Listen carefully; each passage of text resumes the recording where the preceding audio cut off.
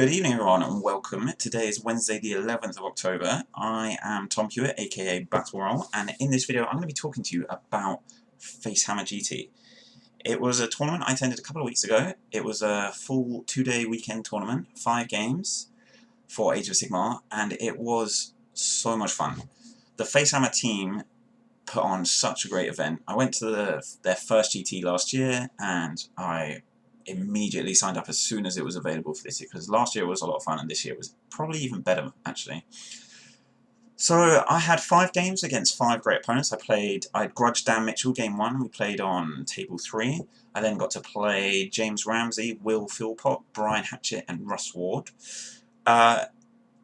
It was a great weekend. I'm not going to go into like a full breakdown of like how each of my games went, how each turn went, blah blah. I don't really want to do that. I just want to give. This is mainly just to say how awesome the tournament scene is and how everyone should, who's not in the tournament scene, should go and sign up to a tournament because it's super cool. And it's weird because I go and paint at my local GW store or go and to a couple of other clubs who don't necessarily do lots of tournaments, and it's weird talking to them when I kind of got into the social community, I suppose, from tournaments.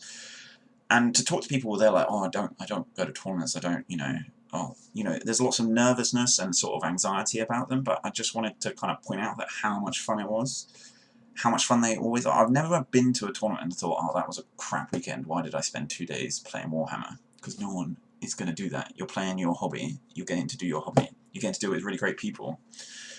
I've never had really a bad game at a tournament. I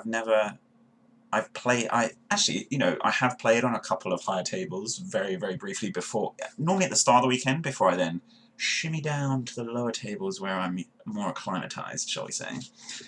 But anyway, so Facehammer. I had 5 great games. There were a couple of standout moments which I will go into. The first being against Dan Mitchell, who I'm really sorry because he had a terrible game on. He deployed thinking it was 40k, where you have the like psychic phase after movement. So he was like, oh, I can move all my stuff and then do all my magic. Oh wait, no, I can't because it's Age of Sigmar. Oops. So I did offer to like have him redeploy and stuff, but he didn't want to take it. It was the first time he was playing his Pestilence army, so he wanted to kind of see how it went and stuff. I then proceeded to take off a unit of 40 Plague Monks and a Plague Corps turn 1 before he really even got a chance to do anything. So that was exactly what I planned for my list to do. I took Dreicher and then I had lots of shooting stuff. So Dreicher just went in, gold everything up, Reign of Stars stuff, lots of prosecutors and stuff, just shot everything off. So sorry about that, Dan, but like, yay for me. So game 2 I then played James Ramsey, and the only thing that I want to say about this game, it was a really fun game, but magma cannons are just brutal. They just like took everything off in my army. I was not prepared for it. I never played against them, I had no idea what they were doing, and it was just like, oh, I'll just like move my Star Drake forward. Oh wait, you've got magma cannons, they're gonna just kill him immediately. Okay, never mind.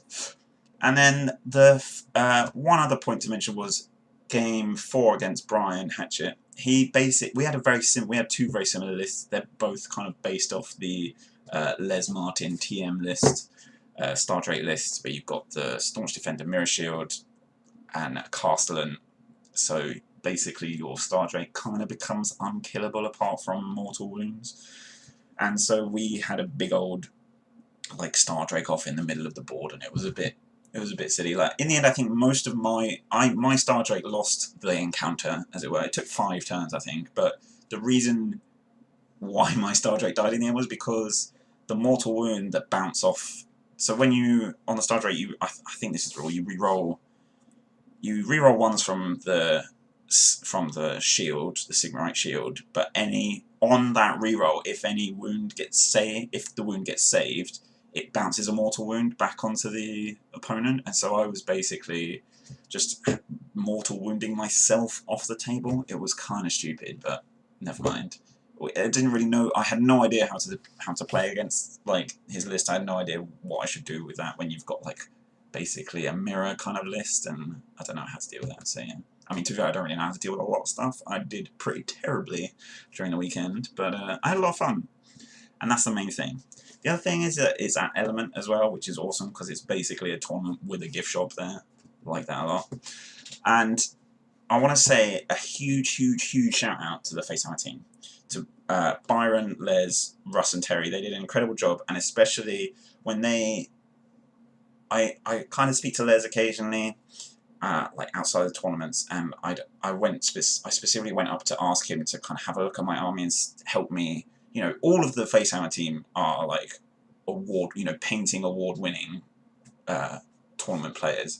So I wanted to get like as much advice from them as I can about how I can improve my army and what next steps I need to take in order to like get it so that it can be nominated for painting awards and stuff, because that's like fundamentally why I really like the hobby, is the painting side more than the gaming side. So I got Les to come and sort of talk through, and he managed to get Byron and Russ to come out over and talk to me. I think Terry was busy doing admin stuff on the keyboard, but like on the keyboard, yeah, just on the computer. I don't know what that is. That's not how Terry does computer stuff. He does it like a normal human. Anyway, so yeah, had a like. The advice that they gave me was so cool, and like then to have Byron basically, I asked him if he wouldn't mind. He did they do seminars in the evenings, optional seminars in the evenings, and you can go and sit and just listen to like either Byron talk about painting or Russ and the guys talk about like strategy and stuff. And Byron's painting thing, he went through a couple of things and talked about like specific colours that are very specific bottles of paint which are better for particular colours and stuff. And so I basically asked him, I'm planning a new scheme, can you give me a couple of pointers of what like paint to pick up? And he basically took me around the whole shop and was like, if you want to get like this kind of red, this is the paint you need for that. If you want to get this kind of red, this is the kind of paint for it.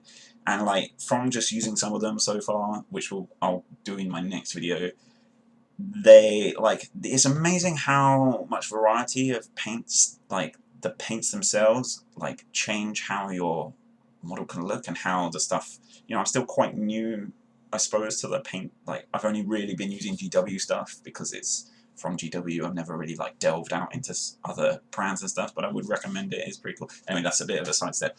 Facehammer, thank you so much, Byron, especially for doing that and going through with me, and Les and Russ for talking through my army. And also Byron like just took out the AOS GT master code, so kudos to him. So that's pretty much it. If you don't go to tournaments, start going. They're so much fun. I've got another 2 this year, which I'm really excited about, and then a bit of a break until early next year. So yeah, if you don't go to tournaments, go to tournaments. They're so much fun. That's pretty much it. I hope this has been a completely random video, but I hope it just wanted to say thanks basically. So yeah, great stuff. Cheers, guys.